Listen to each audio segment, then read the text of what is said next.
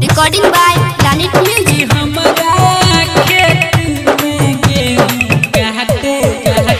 DJ Dhanuraj.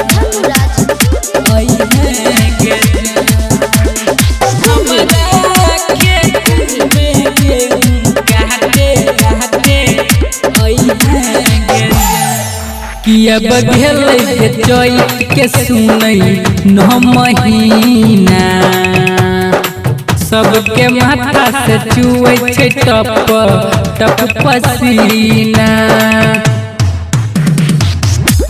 कहलै मोसरी के सारी तू बात के नहीं भूली है गे जान कि हमारा खेत में गेहूं काटे आई है गे जान कि हमारा खेत में गेहूं काटे आई है गे जान।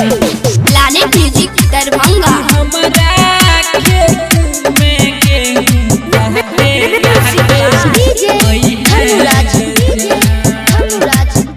आई है गे जान। के महीना बहै हवा न गे सबके फाटै छै ओह ना नहीं झरतहु छौरी रैची न गे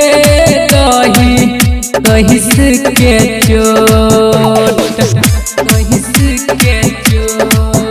आबि गेलै ट्रैक्टर वाला के हम करै छियौ हाला के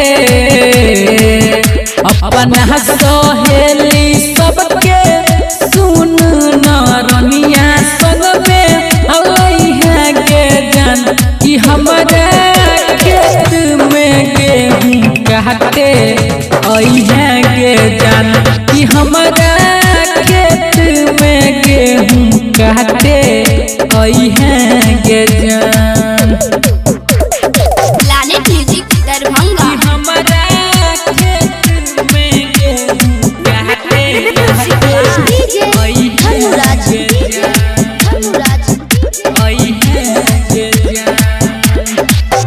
बेसी के देबौ तोरा बोइन न गेल के जई है तू घर भोरे भोरे आई है जानू करी है नहीं गे तू तो एकर हो गई डर सन बीरू रहतौ गे जे दुख है तौ से कहतौ गे अथवा में लैली है हसुआ तू बात के नहीं भूली है गई जान कि सीधा खेत में गेहूं काटे आई है गे जान कि हमारा खेत में गेहूं काटे अभी है गे जान।